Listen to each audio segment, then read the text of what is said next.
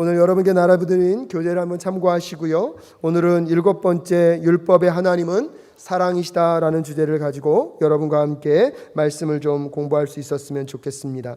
여러분 갖고 있는 성경책에서 출애굽기 19장 1절부터 6절까지의 말씀과 20장부터 1절부터 11절까지의 좀 말씀을 펼쳐 놓으시고요. 오늘은 하나님의 율법에 대한 이야기를 여러분과 좀 나눌 수 있었으면 좋겠습니다. 특별히 오늘은 어떤 신학적 주제를 가지고 있습니까? 여러분 한번 함께 읽어볼까요? 시작! 하나님의 율법은 주님의 선하신 성품과 자기 백성의 삶에서 으뜸이 되고자 하시는 주님의 열망을 나타냅니다. 그래서 오늘 하나님께서 이스라엘 백성들에게 주신 그 율법을 통하여서 하나님이 바라고 싶은 마음이 무엇인가, 또한 율법은 오늘 구원받은 우리들에게 어떤 의미가 있는가, 그런 것들을 좀 함께 여러분과 공부해 갈 수 있었으면 좋겠습니다. 도입 부분에서 오늘 우리가 전체적으로 다룰 내용들을 이렇게 요약해 주고 있는데요. 우리 다시 한번 함께 읽어볼까요? 시작! 이스라엘은 하나님의 사랑과 함께 그분이 그들에게 기대하시는 바를 이해할 필요가 있습니다. 율법을 주신 하나님의 마음과 언약적 관계 속에서 살아가는 것이 어떤 의미가 있는지 알아야 합니다. 우리는 하나님의 율법을 통해 하나님의 거룩하심과 우리를 향한 구속적 사랑을 볼 수 있습니다. 우리는 하나님께 순종함으로써 하나님의 거룩하심과 사랑을 세상에 드러내야 합니다. 무엇을 얘기하고 있습니까? 하나님께서 이스라엘 백성들을 그 애굽의 종살이 하던 삶에서 건져내셔서 광야로 인도하셔서 하나님의 백성으로, 즉 구속과 구원의 은혜를 경험하신 것에는 하나님의 계획과 뜻이 있다는 것입니다. 단지 노예로 살고 있었던 그들에게 자유자의 삶만 주고자 하는 것이 아니라 자유자의 삶을 줌과 동시에 또한 노예의 삶의 이야기들을 끊어내고 이제 누구의 백성처럼 살아가길 원하십니까? 하나님의 백성처럼 살아가기를 원하신다는 것입니다. 또한 동일합니다. 우리가 예수를 믿음으로 인하여서 우리의 생명이 여러분 죽음에 있었다가 생명으로 옮겨졌음을 여러분 믿으십니까? 여러분 우리가 죄의 종로로 타는 삶에서 예수 그리스도의 십자가를 믿음으로 우리가 이제 하나님 나라 백성이 된 것입니다. 그러면 그것으로 끝난 것입니까? 그렇지가 않습니다. 하나님이 우리에게 십자가를 통하여서 우리를 구원하신 것에는 하나님의 목적과 계획이 있음을 깨닫는 것이 중요합니다. 그래서 오늘 이 출애굽기 사건을 통하여서 이스라엘 백성들이 애굽으로부터 출애굽은 하였지만 그 다음에 하나님이 원하시고 바라시는 마음을 어디에 담으셨냐면 율법에 담으셨다는 것입니다.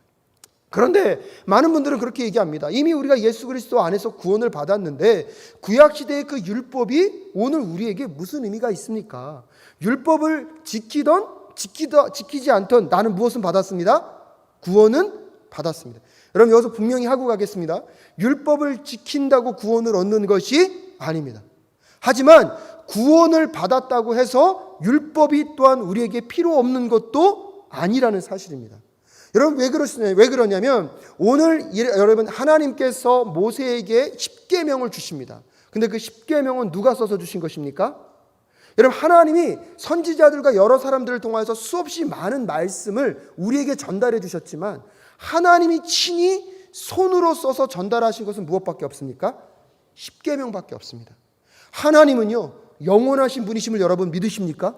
그렇다면 하나님이 손으로 써주신 그 십계명, 그 율법도 영원한 것입니다. 그렇기 때문에 그것은 구약의 시대만에 사용되는 것이 아니라 지금도 영원하신 하나님이 누구와 함께하고 계십니까? 우리와 함께하고 계시기 때문에 그 하나님이 친히 손으로 써주신 그 율법이 오늘도 우리에게 동일한 영향력으로 다가오고 있음을 함께 고백하며 나아가야 할 줄로 믿습니다. 또한 여러분 기억해 보십시오. 이스라엘 민족들이 하나님께서 성막을 지으라 그러셨고 그 성막에는요 성소라는 곳이 있었습니다. 그런데 성소는 두 지역으로 나눠져 있는데요, 성소에 장막이 하나 있는데 그 장막 너머가 뭡니까? 지성소의 자리가 있습니다. 아마 다다음 주에 이 부분에 대해서 좀 더 자세히 다룰 텐데요, 그 하나님의 임재가 있는 그 지성소에는 언약궤라는 것이 있었습니다. 그럼 그 언약궤 안에는 무엇이 있었는지 여러분 기억하십니까? 만나 항아리와 아론의 지팡이, 그리고 마지막에 뭐가 있었습니까? 율법. 그 하나님이 친히 써주신 그 율법이 그 안에 있었습니다. 하나님의 임재의 초소인 여러분 그 성전과 그 성막이 그 하나님의 임재의 초소가 될 수 있었던 것은 무엇이 거기 함께 있었기 때문입니까? 언약궤인 하나님의 율법이 함께 있었기 때문입니다. 신약에 와서 하나님이 우리에게 말씀하시죠. 너희들이 하나님의 무엇이다? 성전이다. 그렇기 때문에 우리는 우리의 마음과 우리의 몸을 잘 가꿔야 할 줄로 믿습니다. 왜 우리가 우리의 건강을 관리해야 합니까? 제가 한국에 와보니까요, 우리 권사님들 사랑을 얼마나 많이 받는지. 우리 권사님은요, 제 목소리가 조금만 바뀌어도 목사님 그러시면 안 된다고, 목사님 건강 챙기셔야 된다고 얼마나 저를 챙겨주시니 모르겠습니다. 그때마다 제가 느낍니다. 그렇지, 여러분, 그것은 세상적인 어떤 것 때문에 건강을 관리하는 걸 떠나서 하나님의 일을 감당함에 있어서 우리가 우리의 건강을 챙기는 것도 우리가 해야 할 사명 중에 하나임을 깨닫는 저와 여러분 되실 수 있기를 주님의 이름으로 축복합니다. 근데 우리가 우리의 육체를 잘 간수하는 것도 중요하지만 우리가 하나님의 성전과 같은 삶, 하나님의 성소와 같은 삶을 살려면 구약시대의 그 성소, 지성소에 무엇이 있어야 됐던 것처럼, 하나님의 율법이 있어야 됐던 것처럼 오늘날 우리의 마음속에 무엇이 있어야 됩니까? 율법이 있을 때 우리가 비로소 하나님의 성소, 하나님의 성전과 같은 삶을 살아갈 수 있음을 꼭 기억하실 수 있기를 주님의 이름으로 축복합니다. 그래서 그런 점에서 과연 그럼 율법은 오늘날 우리에게 무슨 의미가 있고, 하나님께서 이스라엘 백성들에게 그 율법을 주실 때 그 율법을 통하여서 하나님이 기대하시고 원하셨던 것이 무엇인지를 여러분 한번 살펴볼 수 있었으면 좋겠습니다. 그래서 먼저 출애굽기 19장 1절부터 6절, 20장 1절부터 2절까지의 말씀을 함께 읽도록 하겠습니다. 말씀을 수요일 날은요, 조금 마음을 넉넉하게 가지시고, 저도 이거 방향을 어떻게 잡을까 고민하다가 말씀이라도 제대로 읽고 가는 수요 목양 예배가 될 수 있기를 간절히 소원합니다. 그래서 말씀 한 절 한 절 읽고 그 말씀 속에서 말씀하시는 게 있으면 멈춰져서 함께 생각해보고 그런 시간이 될 수 있기를 바랍니다. 우리 19장 1절부터 6절까지의 말씀 먼저 한 목소리를 읽겠습니다. 함께 읽겠습니다. 시작. 이스라엘 자손이 애굽 땅에서 나올 때부터 제3월 곧 그때에 그들이 시내 광야에 이르니라. 그들이 르비딤을 떠나 시내 광야에 이르러 그 광야에 장막을 치되 산 앞에 장막을 치니라. 모세가 하나님 앞에 올라가니 여호와께서 산에서 그를 불러 가라사대 너는 이같이 야곱 족속에게 이르고 이스라엘 자손에게 고하라. 나의 애굽 사람에게 어떻게 행하였음과 내가 어떻게 독수리 날개로 너희를 업어 내게로 인도하였음을 너희가 보았느니라. 세계가 다 내게 속하였나니 너희가 내 말을 잘 듣고 내 언약을 지키면 너희는 열국 중에서 내 소유가 되겠고 너희가 내게 대하여 제사장 나라가 되며 거룩한 백성이 되리라. 너는 이 말을 이스라엘 자손에게 고할지니라. 아멘. 20장 1절부터 2절 말씀 있습니다. 시작. 하나님이 이 모든 말씀으로 일러 가라사대 나는 너를 애굽 땅 종되었던 집에서 인도하여 낸 너의 하나님 여호와라. 아멘. 첫 번째로요, 율법의 하나님은 자기 백성을 무엇하신다는 것입니까? 사랑하신다는 것입니다. 이건 무엇을 얘기합니까? 이스라엘 백성들에게 율법을 주신 것은 이스라엘 백성들에게 어떠한 더 무거운 짐과 종교적인 어떤 행위를 더함으로 인하여서 그들의 삶을 힘겹게 하기 위한 것이 아니라 율법에는 무엇이 담겨 있다는 것입니까? 사랑이 담겨 있다는 것입니다. 그렇다면 여러분, 사랑한다면 그 사람이 원하는 대로, 그 사람들이 하고 싶은 대로 다 해주는 것이 사랑일까요? 대답을 안 하시면. 근데 어린아이들은 보면요, 그렇게 생각하더라고요. 사랑한다면 내가 원하는 대로, 내가 해주는 대로 다 해주면 뭐 한다고요? 자기를 사랑한다고 생각해요. 하지만 여러분들 아시잖아요. 그들이 원하는 대로 다 해주면 그들이 뭐 할 수밖에 없습니까? 예, 오늘 저희 아들이 안 와서 다행인데 저희 아들도 해주고 싶은 대로 다 하면요, 제가 보기에는 문제가 없어요. 24시간 TV 보는 거 문제가 없습니다. 24시간 게임하는 거 문제가 없습니다. 그런 건 왜 이렇게 습득을 잘하고 학습을 잘하는지요. 그러면 제가 사랑하니까 그거 하는 대로 다 두면 그 아이의 인생이 어떻게 되겠습니까? 물론 하나님께서 책임지실 줄로 믿습니다. 그럼에도 불구하고 최소한 제가 책임으로 있는 동안에는 그 아이를 사랑하기 때문에 때때로는 그 아이가 원하는 것도 줘야 하지만 이 아이가 해야 하는 것만을 뭐 할 때도 있어야 됩니까? 가르쳐야 될 때도 있습니다. 사실 저희 집에 표와 같은 말이 있습니다. 하고 싶은 것을 하려면 해야만 하는 것을 해야 된다. 하도 얘기했더니요, 은기야, 그러면 은기가 알아요. 하고 싶은 걸 하려면 해야만 하는 걸 해야죠. 근데요, 여기서 또 부작용이 생기더라고요. 하기는 하는데 굉장히 빨리 해요. 이유를 모르겠어요. 제가 말씀 묵상이 그렇게 빨리 끝나는지 모르겠는데 뭐든지 빨리 해요. 그러고 나서 뭘 요구하는지 아시죠? 하고 싶은 거 하게 해주세요. 가만히 보면 여러분, 사랑한다는 것은 그가 원하는 것대로 다 줄 수는 없습니다. 하지만 반대로 그의 성품과 그의 성숙함이 이루어져 있을 때는 어떻게 할 수 있습니까? 그가 원하는 것이 곧 누구의 마음과 같습니까? 나의 마음과 같습니다. 오늘 여기에 계신 우리 성도님들께 묻고 싶습니다. 나이가 자라가고 자녀들이 성숙해 오면서 어떨 때는 아이들이 말하지 않아도 내 마음을 뭐 할 때가 있습니까? 이해할 때가 있죠. 하지만 어떨 때는 내 마음 같지 않을 때 여러분은 어떻게 행동하십니까? 하나님이 이스라엘 백성들에게 율법을 주신 것에는 그 의미가 있는 것입니다. 이스라엘 백성들을 그들을 애굽으로부터 건져내심과 동시에 하나님이 그들에게 원하는 삶의 자리가 있었고, 하나님이 이제 그들이 어느 자리로 나아가시기를 바라시는 그 원함이 있으셨다는 것입니다. 여러분, 그런 점에서 오늘 교재의 첫 번째 앞단락을 한번 읽도록 하겠습니다. 하나님은, 시작, 하나님은 이스라엘을 속박에서 건져내어 친히 데려온 이가 바로 자신임을 드러내셨습니다. 이스라엘 백성을 건져내심과 함께 하나님은 시내산에서 모세를 통해서 십계명을 주셨습니다. 십계명은 융통성 없고 무정한 주인이 세운 규칙 목록이 아닙니다. 노아의 상태에 있던 자녀를 건져낸 사랑의 아버지가 만드신 것입니다. 하나님은 그들에게 은혜에 관하여 가르쳐 주시고 그분을 기쁘시게 하고 그 사랑을 세상에 반응하는 법을 가르치십니다. 거기까지만요. 하나님께서는 그래서요, 오늘 본문 말씀 보면 19장 1절부터 하나님 먼저 무슨 얘기를 하십니까? 내가 너희들을 애굽으로부터 무엇했다? 건져냈다. 하나님이요, 어떻게 그들을 건져내셨을 뿐만 아니라 광야에서 어떻게 이끌었다고 말씀하십니까? 4절에 보면 나의 애굽 사람에게 어떻게 행하였음과 내가 어떻게 독수리 날개로 너희를 업어 내게로 인도하였음을 너희가 보았나이다 라고 얘기하고 있습니다. 신명기에서 이 장면을요, 좀 더 자세하게 설명하죠. 독수리가 그의 새끼를 훈련할 때 쓰는 방법을 가지고 먼저 하나님이 얘기하시는 게 무엇이냐면, 율법을 주기 전에 내가 너희들을 얼마나 사랑하여서 너희들을 어디로부터 건져내었다는 것입니까? 애굽으로부터 건져내셨다는 것입니다. 애굽으로 건져낼 때에 하나님은 어디까지 생각하고 계셨냐면, 너희들이 종으로부터 해방되는 곳에 머무는 것이 아니라 내 말과 내 뜻대로 잘 살아서 너희들이 진정코 이 땅 가운데 하나님의 백성으로서 더 아름답고 풍성한 삶으로 나아가기를 원하시는 하나님의 마음이 계셨다는 것입니다.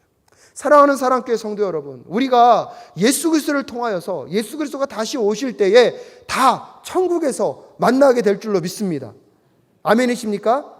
물론 하나님은 우리가요, 천국 가기 위하여서, 하나님 우리를 구원하기 위해서 우리에게 십자가의 대속의 은혜를 주셨지만, 여러분, 우리의 신앙은 거기에만 머물러 있으면 안 됩니다.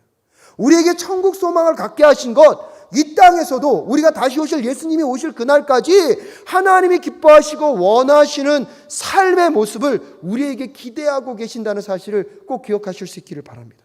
하지만 또한 그런 삶을 살아가게 될 때요, 세상이 줄 수 없는 자유, 세상이 우리에게 허락할 수 없는 그 평화의 삶을 이 땅 안에서 누릴 수 있음을 꼭 기억하시는 저와 여러분 되실 수 있기를 주님의 이름으로 축복합니다. 그러면서 하나님께서 모세를 통해서 이스라엘과 언약을 맺으십니다. 그 다음 단락 한번 읽어볼까요? 하나님의 사랑은, 시작, 하나님의 사랑은 출애굽의 구원 사건뿐 아니라 언약이라는 선물에서도 잘 나타납니다.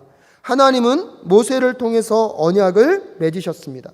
하나님은 율법을 통해서 자신을 계시하실 만큼 이스라엘을 사랑하셨습니다.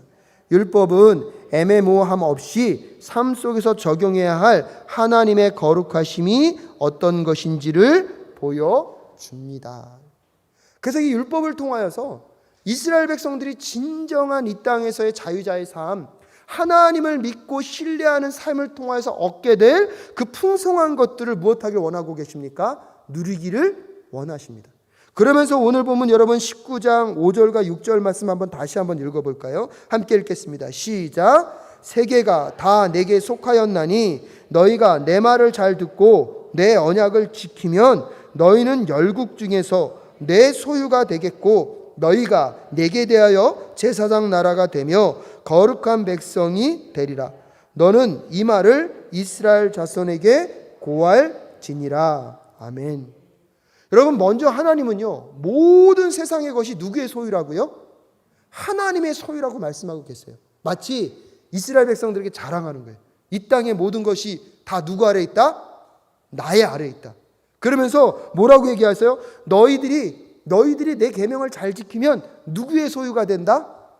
하나님의 소유가 된다. 그럼 이 뜻은 뭐냐면요, 하나님, 이런 거 똑같아요. 이 모든 게 다 누구 거다? 내 거다. 근데 네가 나의 자녀가 되면 이거 누구 거다? 이 논리가 입히니까 지금 저는요, 하나님이 율법을 말하기 전에 뭘 말하는 거냐면 모든 세계가 누구에게 속했다? 나에게 속했다. 그러면서 너희가 내 말을 잘 듣고 내 언약을 지키면 너희가 열국 중에서, 모든 나라들이 수없이 나라들이 많은데 너희들은 누구의 소유가 되겠다? 그럼 그건 무슨 뜻이에요? 그러면 이 모든 거 누구 거냐? 이해되신 분들만 아멘. 이게 지금 하나님이 사용하고 있는 논리예요. 그럼 여러분, 여기서 생각해 보셔야 될 게 뭐냐면, 우리가 하나님의 계명을 잘 지키면 하나님께 좋을 게 있을까요, 없을까요? 우리가 열심히 무언가를 잘 지키면 하나님이 좋을 건 딱 한 가지예요. 뭔지 아세요? 우리를 얻는 거예요. 우리를 잃어버리지 않는 거예요. 더 놀라운 것은 하나님은 이 땅의 모든 것을 소유하고 계시기 때문에 필요한 것이 없는 분이에요. 근데 여기서 뭘 말하는 건지 아세요? 이 땅에 모든 것이 다 있는데 나는 딱 한 가지 필요한 게 있다면 그게 누구라는 것입니까? 나라는 거예요. 아멘이에요? 그러면서 그런 나에게 간절히 부탁하는 거예요. 그러니까 제발 너가 내 계명을 듣고 그 계명을 지키면 너희들이 나와 함께 교제할 수 있어. 하지만 이 계명을 지키지 아니하면 나는 너희들이 너무나 내 모든 소유가 되길 원하고 내 모든 건 너희들에게 다 주길 원하는데 내 계명과 내 율법 안에 거하지 아니하면 누구의 소유가 될 수 없다는 것입니까? 하나님의 소유가 될 수 없다는 것은요, 하나님이 우리에게 다 주고 싶은데 줄 수 없다는 것입니다. 저는 이 말씀을 묵상할 때 하나님 입장에서 생각하지 마시고 하나님 지금 누구들이라고 이 말씀하고 계신 것입니까? 이게 지금 아멘 되셔야 되는데, 이게 굉장히 풍성한 언어거든요. 율법을 지키는 것은 종교적인 어떠한 의식이나 행위, 내가 정말 억지로 감당하여서 정말 그것을 해내고야 마는 그런 일이 아니라 하나님이 나에게 이 땅의 모든 것들을 허락하시고 하나님의 나라를 주시기 위하여서 나에게 간절히 부탁하시는 그 마음에 하나님 무엇입니까? 나는 솔직히 말하면 아무것도 필요 없는데 나에게 한 가지 구할 것이 있는데 그것이 누구라는 것입니까? 여러분들. 그 말씀을 하시는 거예요. 그러면서 무슨 언약을 하십니까? 그러면 너희가 내게 대하여 제사장 나라가 되며 거룩한 백성이 되리라. 너는 이 말을 이스라엘 자손에게 무할지니라? 고할지니라. 오늘 그래서 제가 여러분에게 고하고 있잖아요. 무엇을 얘기하고 있냐면 하나님이 지금 율법을 주시기 전에 끊임없이 이 율법을 주는 이유와 그 배경에는 무엇이 있다는 걸 설명하고 있습니까? 내가 너희들을 이만큼 사랑한다. 이 율법은 나의 사랑의 적극적인 표현이지 이걸 통해서 너희들에게 더 힘들고 어려운 것을 위하여 율법이 주는 것을 아님을 여러분 다시 한번 느낄 수 있을 때 그 율법이 우리에게는요, 얽매이는 짐이 아니라 하나님을 더 깊이 만나가는 축복의 통로임을 깨닫게 될 줄로 믿습니다. 그래서 20장 1절과 2절에서 다시 십계명을 말씀하시기 전에 뭐라고 말씀하셨냐면 하나님이 이 모든 말씀으로 일러 가라사대 나는 너를 애굽 땅 종되었던 집에서 인도하여 낸 너의 하나님 무엇하노라? 여호와노라. 또 걱정되시니까요, 율법을 주기 전에 또 뭘 말씀하고 계세요? 내가 너희들을 왜 건져냈는지, 내가 너희들을 사랑해서 건져냈다는 것을 잊지 말라는 것입니다. 그렇기 때문에 여러분, 더 이상 율법은 구원을 얻기 위해서 지키는 겁니까? 아닙니까? 이런 논쟁을 할 필요가 없습니다. 우리를 사랑하셨기 때문에 먼저 이스라엘 백성들을 애굽으로부터 건져내신 하나님께서 여러분 먼저 설명하고 있잖아요. 내가 너희들을 얼마나 사랑하는지. 그리고 나서 이 율법을 주는 이유가 무엇입니까?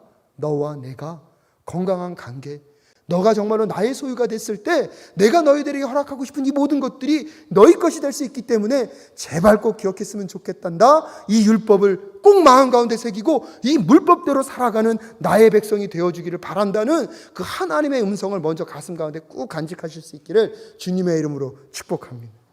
그리고 나서 우리가 이제 출애굽기 20장 3절부터 6절까지의 말씀을 읽겠습니다. 함께 읽겠습니다. 시작.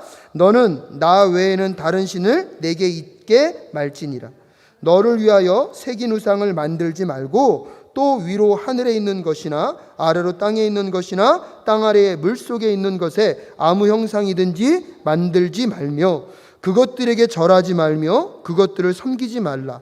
나 여호와 너희 하나님은 질투하는 하나님인즉 나를 미워하는 자의 죄를 갚되 아비로부터 아들에게로 3, 4대까지 이르게 하거니와 나를 사랑하고 내 계명을 지키는 자에게는 1000대까지 은혜를 베푸느니라. 아멘. 그래서 두 번째로 여러분, 율법에 있어서 우리가 기억해야 될 게 무엇입니까? 율법의 하나님은 우리의 삶에서 우리의 가장 최우선이 되기를 하나님은 바라신다는 것입니다. 자, 그 다음 달락 한번 읽어볼까요? 시작. 하나님은 하나님이시기 때문에 우리의 완전한 헌신을 받으실 자격이 있습니다. 10계명의 첫 두 계명은 이 중요한 진리를 잘 보여주고 있습니다. 에덴 동산에서 하나님과 같이 되려는 죄에 빠져 아담과 하와는 하나님과의 관계가 깨어졌습니다. 첫째 계명에서 하나님은 인간의 죄로 인하여서 깨어진 질서를 바로 잡으십니다. 하나님과 비교될 수 있는 존재는 없습니다.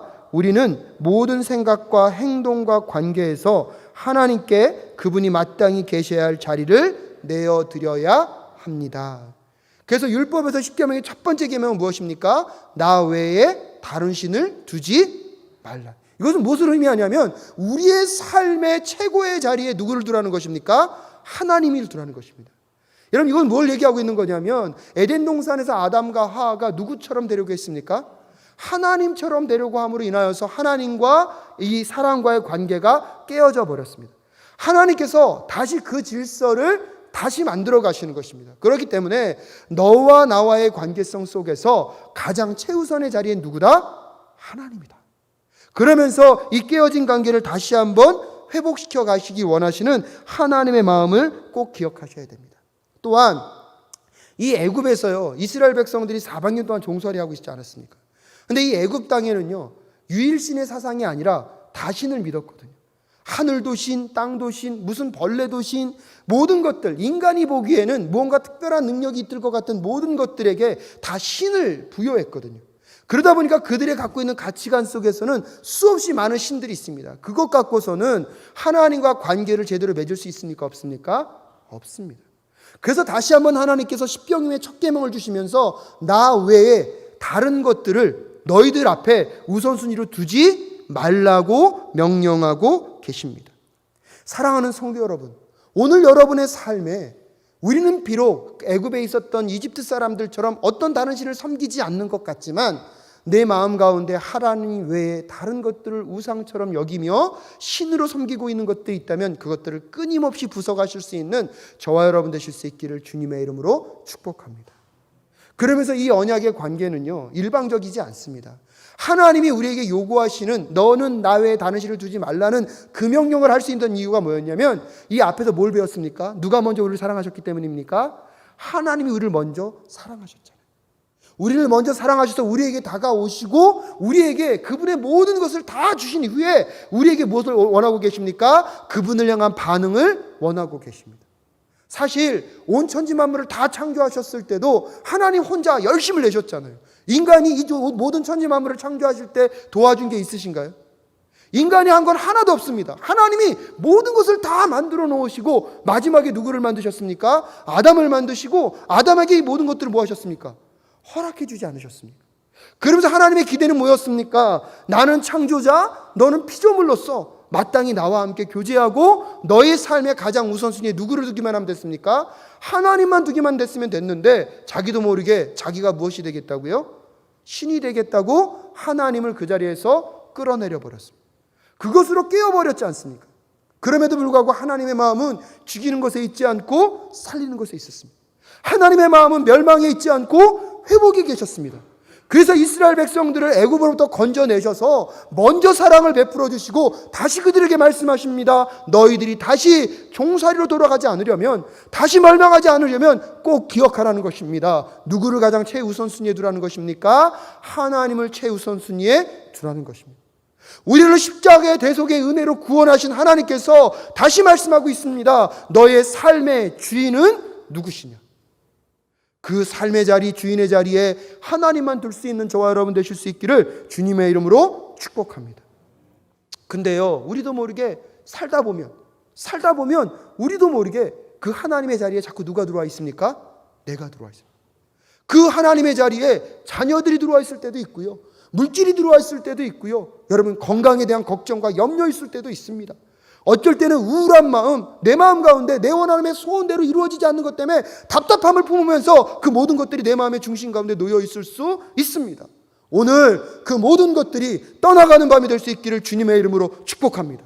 그리고 그 자리에 누구만을 모시는 것입니까? 하나님만을 모시고, 하나님, 내 삶에서 제가 아담이 실수했던 그 범죄함을 다시 짓지 않도록 주님 도와 주시옵소서. 매 순간 내 삶의 최우선은 누구입니다? 하나님입니다. 그래서 제가 결혼할 때도 우리 아내한테 그랬잖아요. 당신은 제 인생에 항상 두 번째입니다. 첫 번째 누구라고요? 이게 되게 중요해요. 근데 저도 모르게 가끔씩 까먹어요. 제 시계가요, 전자시계인데요, 책상에만 앉아있으면 한 1시간 정도 가만히 앉아있잖아요. 그럼 자꾸 띠리리 울려요. 움직이시라고. 근데요, 이게 참 영적으로 교훈이 되더라고요. 우리도 모르게 우리가요, 하나님을 끊임없이 찾지 않고 하나님의 우선순위를 잃어버리지 아니하면 나도 모르게 내 마음 가운데 누구의 자리예요? 하나님의 자리에 다른 무언가가 앉아 있을 수 있다는 사실을 꼭 기억하실 수 있는 오늘 이 밤 되실 수 있기를 주님의 이름으로 축복합니다. 그래서요, 2계명을요 더 1계명을 풀어서 설명하시는 거예요. 저기 그 다음 단락 한번 읽어보겠습니다. 함께 읽겠습니다. 시작. 둘째 계명은 첫째 계명을 더 자세히 진술합니다. 우리는 하나님의 형상을 지음 받았습니다. 그런데 죄로 인해서 우리는 거꾸로 하나님을 우리처럼 만들려고 합니다. 손으로 우상을 만들어 내 신을 만들고 조종하려고 합니다. 바울은 이런 욕망을 로마서 1장 21절부터 23절에서 설명했습니다. 하나님을 알되 하나님으로 영화롭게도 아니하며 감사치도 아니하고 오히려 그 생각이 허망하여지며 미련한 마음이 어두워졌나니 스스로 지혜 있다 하나 우준하게 되어 썩어지지 아니하는 하나님의 영광을 썩어질 사람과 금수와 버러지 형상의 우상으로 바꾸었느니라. 계속해서 읽겠습니다. 하나님이 아닌 다른 무언가를 신격화하라는 욕망은 제일 높은 자리를 두고 하나님과 경쟁하려는 마음에서 옵니다. 우리는 그냥 내버려 두면 언제나 자신을 높이고 바라는 걸 이루어 줄 수 있는 것들에 집중합니다. 우리 삶에서 어떤 것이든지 하나님보다 더 우선순위에 있는 것은 우상이 될 수 있습니다. 라고 얘기합니다. 여러분, 이스라엘 백성들이요, 이 모세가 시내산 위에 올라가 있을 때 모세가 오래 지나도 오지 않으니까 여러분 뭘 만들어 달라 그럽니까? 신. 근데 어떤 신인지 아십니까? 송아지 신이는 만드는 거고요. 뭘 기대했죠? 우리를 인도한 신을 만들어 달라. 그리고 뭘 만들어 놨습니까? 송아지를 만들어 놨습니다. 여러분, 이것이 굉장히 중요합니다. 이스라엘 백성들은 다른 신을 찾은 적은 없습니다. 애굽으로부터 우리를 건져낸 신을 뭐 하라는 거예요? 만들어내라는 거예요. 똑같은 하나님을 찾는 것 같은데 무엇을 만들어 버렸습니까? 우상을 만들어 버렸습니다. 여러분, 우리가 조심해야 될 것이 여기입니다. 하나님이 우상을 만들지 말라 그럴 때 마치 우리가 무슨 부처를 만들어 놓고 절하거나 아니면 저 무당집에 가서 그런 걸 만들고 절하는 것만 얘기하는 것이 아니라 이스라엘 백성들이 누구를 찾았다고요? 애굽에서 인도해 낸 신을 찾았다니까요. 근데 그 신을 찾으면서 그 신 대신에 무엇을 만들어 버렸습니까? 송아지를 만들어 버렸습니다. 여러분, 이것을 우리는 경계해야 됩니다. 우리는 하나님을 믿는 듯 하면서도 하나님을 통하여서 하나님을 추구하는 것이 아니라 내가 다른 무언가를 추구하고 있다면 이미 우리는 누구를 만들어 버린 것입니까? 하나님을 우상으로 만들어 버린 것입니다. 정말로 우리의 삶에서 우리가 하나님만을 추구하고 있다면 우리의 삶에서 이루어지길 바라는 것은 하나님의 뜻, 하나님의 말씀, 하나님의 계획만이 이루어지기를 바라야 할 줄로 믿습니다. 하나님을 찾는다고 하는데 누구의 뜻이 이루어지길 원합니까? 내 뜻이. 하나님을 찾는다고 하는데 내 원함과 내 소원대로 모든 것들이 이루어지길 원한다면 이미 내 안에는 무엇이 들어와 있다는 사실입니까? 우상이 들어와 있을 수 있는 것입니다. 사랑하는 사랑교회 성도 여러분, 오늘 로마서 1장 21절부터 23절에서 사도 바울이 그렇게 얘기합니다. 22절에 스스로 지혜 있다 하나 우둔하게 되어 썩어지지 아니하는 하나님의 영광을 썩어질 사람과 금수와 버러지 형상의 우상으로 바꾸었느니라.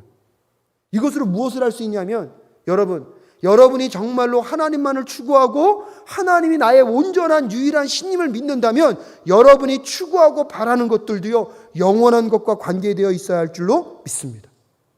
내가 하나님을 구하고 하나님을 찾아가면서 내가 구하는 것은 이 땅에 썩어지고 없어질 것이라면 어쩌면 우리는 하나님 도와주세요, 하나님 아니면 안 됩니다라고 하나님을 찾는 것 같지만 그 하나님을 무엇으로 만들어 놓고 있는 것입니까? 금송아지로 만들어 놓고 있을 수 있습니다.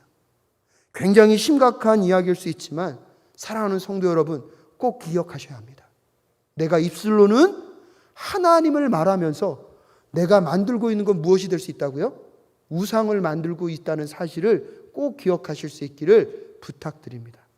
우리의 삶에서 하나님을 찾는다면 우리가 만드는 것도 영원한 하나님의 것을 만들어가는 저와 여러분 되실 수 있기를 주님의 이름으로 축복합니다.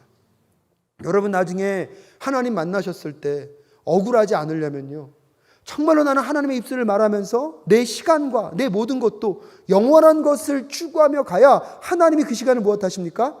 기억하십니다. 나중에 하나님한테 갔는데 하나님 이 땅에서 내가 열심히 살았어요. 정말 열심히 했어요. 근데 하나님 뭐라 그러세요? 하나도 모르겠는데? 나는 기억하는 게 없는데? 야, 네 기록부에 봐라. 아무것도 남아있지 않다. 이런 당황함을 맞이하지 않는 저와 여러분 되실 수 있기를 주님의 이름으로 축복합니다. 저는 오늘 말씀을 준비하면서 그 생각이 들었더라고요. 어쩌면 우리가 신앙생활을 열심히 한다 그러면서 어쩌면 우리가 살아가고 있는 이 예배당 안에 정말 무서운 얘기입니다. 우리가 살아가고 있는 우리의 신앙의 삶 속에 수없이 많은 우상을 만들면서도 그게 우상인지도 모르고 기뻐하고 춤추고 날뛰고 살아갈 수도 있다는 사실에 오늘 좀 온몸이 전율했습니다. 오늘 제가 말씀을 좀 무겁게 전달하는 이유는 이것이 어쩌면 우리의 신앙생활에 너무나 중요한 메시지인 것 같습니다. 하나님이 이 10계명을 주시면서 가볍게 주시지 않으셨을 거라는 거죠. 이 한 계명 한 계명의 하나님의 마음과 그 심령을 가만히 느끼고 생각해 보면 이 한 계명 한 계명이 얼마나 우리가 묵상하고 또 생각해 보아야 될 것인가를 한번 여러분 마음과 깊숙한 곳에 다시 한번 새기는 오늘 이 밤이 되실 수 있기를 주님의 이름으로 축복합니다. 형상만을 말하는 것이 우상이 아닙니다. 마음의 우상도 우상입니다. 기억하십시오. 우상을 손으로 빚기 전에 마음속에서 이미 무엇을 빚고 있는 것입니까? 우상을 빚어내고 있는 것입니다. 그러면서 마지막 세 번째로 출애굽기 20장 7절부터 11절까지의 말씀을 읽겠습니다. 함께 읽겠습니다. 시작. 너는 너의 하나님 여호와의 이름을 망령되이 일컫지 말라. 나 여호와는 나의 이름을 망령되이 일컫는 자를 죄 없다 하지 아니하리라. 안식일을 기억하여 거룩히 지키라. 엿새 동안은 힘써 내 모든 일을 행할 것이나 제7일은 너희 하나님 여호와의 안식일인즉 너나 내 아들이나 내 딸이나 내 남종이나 내 여종이나 내 육축이나 내 문 안에 유하는 객이라도 아무 일도 하지 말라. 이는 엿새 동안에 나 여호와가 하늘과 땅과 바다와 그 가운데 모든 것을 만들고 제7일에 쉬었음이라. 그러므로 나 여호와가 안식일을 복되게 하여 그날을 거룩하게 하였느니라. 아멘. 그래서 세 번째로 율법의 하나님은 모든 일에서 높임을 받으셔야 함을 여러분 꼭 기억하셔야 합니다. 우리 하나님의 이름을 함께 읽겠습니다. 시작. 하나님의 이름을 그 이름을 함부로 사용하지 말라는 것입니다. 우리가 하나님의 백성이 되었다는 것은 이제 우리의 삶이 하나님의 명예와 연결이 되어 있다는 것입니다. 하나님은 세상이 그분과 화해할 수 있도록 우리를 통해서 말씀하십니다. 우리는 왕이신 하나님을 대변해야 합니다. 하나님의 이름을 제대로 사용하는 것은 예수님을 사람들에게 전하고 그분을 따르도록 하는 것입니다. 아멘. 여기까지 먼저 읽을게요. 세 번째 계명이 무엇입니까? 내 이름을 망령되이 일컫지 말라. 그것이 뜻이 뭐냐면 내 이름을 망령되이 일컫지 말라는 뜻의 반대는 뭐냐면 내 이름을 세상 가운데 영광으로 드러내는 명령이 같이 가고 있는 것입니다. 하나님의 이름을 함부로 사용하여서 너의 야망과 너의 욕망, 너의 우상을 빚는 데 사용하지 말고 반대로 하나님의 이름이 너희들과 연결되어 있다는 기억하면서 우리의 삶을 통하여서 우리의 이야기를 통하여서 이 땅 가운데 하나님의 영광을 무엇하라는 것입니까? 드러내라는 것입니다. 사랑하는 우리 사랑교회 성도님들, 이미 그런 삶을 살고 계신 줄로 믿습니다. 아멘 하셔야죠. 저는 믿습니다. 여러분 표정을 보니까 요즘 수요일 날이나 주일 예배 때 그냥 얼굴 보는 게 저에게 은혜예요. 근데 지금 요즘 안타까운 게 마스크 쓰셔가지고 웃으시는지 저한테 지금 짜증내시는지 잘 모르겠는데 그래도 아무튼 행복해요. 같이 있다는 것 자체만으로도. 여러분 이 3계명을 제가 가만히 묵상해 보면 하나님의 이름을 망령되이 일컬지 말라는 것은 소극적인 것은 내 입술 가운데 하나님을 부정하거나 가벼운 분으로 표현하지 않는 표현도 있지만 적극적인 것은 무엇입니까? 나와 하나님이 연결되어 있기 때문에 내 삶을 통하여서 하나님의 이름을 무엇하라는 것입니까? 높이라는 것입니다. 그래서 세상 사람들이 나를 통하여서 누구를 볼 수 있도록요? 하나님을 볼 수 있도록 하라는 그 하나님의 명령이 오늘 우리에게 있어야 합니다. 헛되게 하나님의 이름으로 기도하지 말라는 뜻도 있지만 하나님의 이름을 존귀하게 여긴다면 오늘 너의 삶이 누구와 연결되어 있다? 하나님과 연결되어 있다는 사실을 기억하십시오. 오늘 여러분 수많은 사람들이 교회를 향하여 손가락질하는 것은 보이지 않는 하나님을 보았기 때문이 아닙니다. 우리가 하나님을 믿는다고 하면서 오늘날 교회와 기독교인들이 그 선하고 아름다운 하나님의 이름의 영광을 드러내지 아니하니까 여러분 하나님의 이름이 망령되이 일컬음을 당하고 있다는 것, 그거 우리 책임이라는 사실을 꼭 기억할 수 있기를 주님의 이름으로 축복합니다.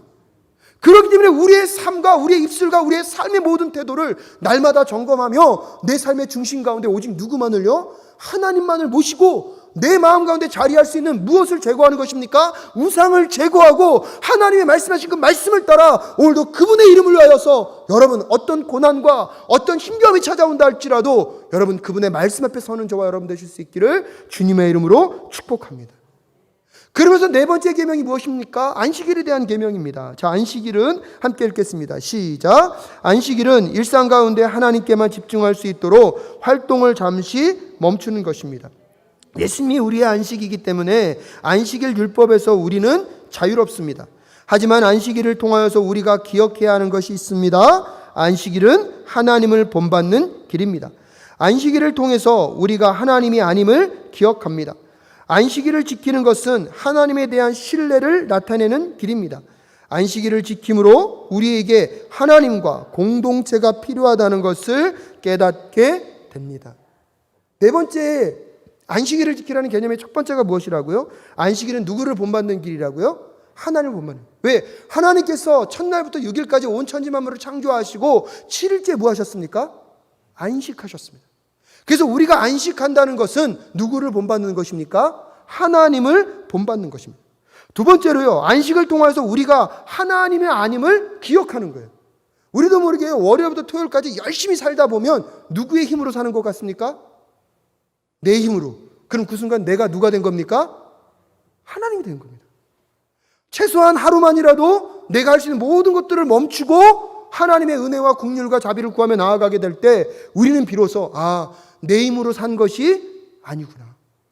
누가 인도하셨구나? 하나님이 인도하셨구나. 나는 하나님이 아니구나. 하나님이 아니고서는 나는 살아갈 수 없겠구나. 그것을 고백하게 될 줄로 믿습니다. 또한 세 번째로 무엇입니까? 안식을 지키는 것은 하나님에 대한 우리의 신뢰를 나타내는 것입니다. 여러분, 믿지 못하면요 멈출 수가 없어요. 하나님이 안식하라고 말씀하셨는데 여전히 내가 내 힘과 능력으로 살려고 하면 우리는 무엇할 수 없습니까? 멈출 수 없습니다. 하지만 안식을 통해서 우리가 멈출 수 있을 때 누구를 신뢰함을 표현할 수 있는 것입니까? 하나님을 신뢰할 수 있다는 표현이고요.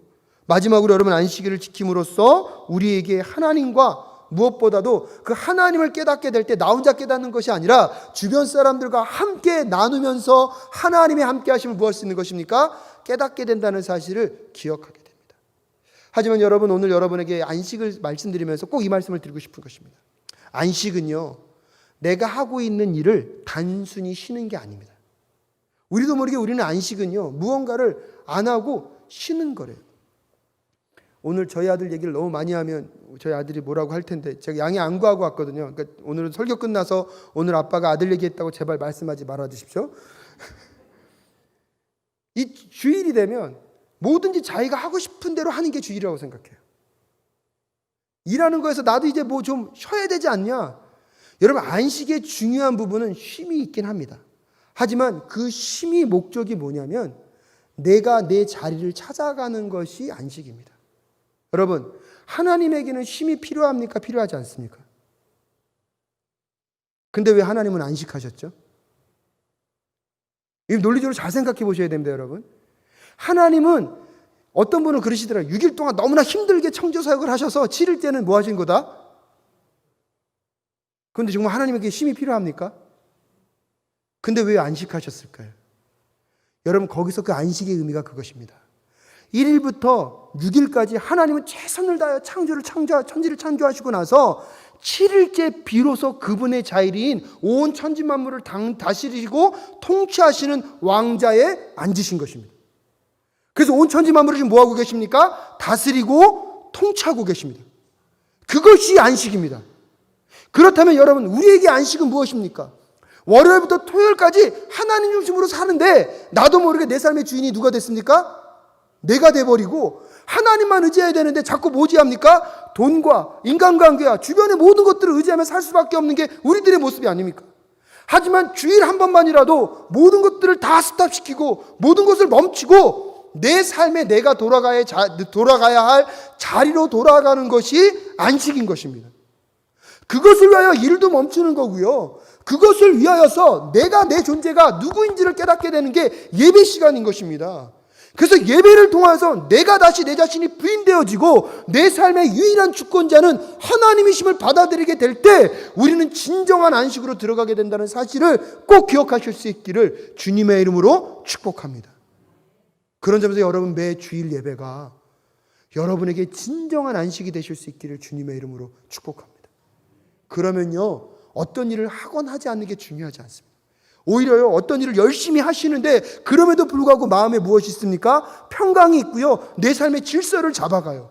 내가 하나님 앞에 열심을 다했을 때 월요일부터 토요일까지 내가 아무것도 하지 않았음에도 불구하고 하나님이 하시는 그 일들을 경험하게 될 줄로 믿습니다. 이게 너무나 아름다운 하나님 앞에서의 선순환이거든요. 사랑하는 사랑교회 성도 여러분, 오늘 이 출애굽기의 말씀을 통하여서 하나님이 왜 우리에게 율법을 주셨는지를 잘 묵상하셔야 합니다. 그 율법을 통하여서 우리에게 더 많은 부유함을 얻고 더 많은 복을 누리기 위함이 아니라 그 전에 이미 하나님께서 우리를 너무나 사랑하셔서 우리에게 모든 것을 다 주신 하나님의 그 마음을 먼저 느끼셔야 합니다. 그리고 나서 하나님께서 이 하나님의 사랑의 관계 속에 너희들이 풍성한 삶을 살아가기 위하여 필요한 것이 있는데 그것이 무엇을 따라가는 것입니까? 하나님의 말씀인 율법을 지켜가는 삶임을 깨닫는 저와 여러분 되실 수 있기를 주님의 이름으로 축복합니다. 마지막 결론 부분 함께 읽겠습니다. 함께 하십니다. 시작. 율법을 통해서 하나님은 자신이 어떤 분이신지를 보여주십니다. 율법을 통해서 그분의 거룩하심을 보여주심으로 우리에게 예수 그리스도가 아니면 하나님이 요구하신 거룩함을 이룰 수 없다는 것을 깨닫게 하십니다. 율법의 완성은 오직 십자가에서 이루어집니다. 율법을 잘 이해하려면 하나님이 이스라엘에게 맡기신 사명을 위해 그들을 어떻게 준비시키셨는지도 알아야 합니다. 그들은 율법을 통해서 거룩한 소명을 받았습니다. 이스라엘은 율법에 순종함으로써 하나님을 드러내고 그분이 이 세상에 하신 일을 증거할 특권을 받았습니다. 성령님과 함께 율법을 따라 살아가고자 할 때 우리는 다른 사람들에게 하나님께 나아가는 길, 즉 예수님을 보여줄 수 있게 됩니다. 여러분, 꼭 이번 한 주 동안 율법을 묵상하시면서 그런 삶을 살아가실 수 있기를 주님의 이름으로 축복합니다. 아멘.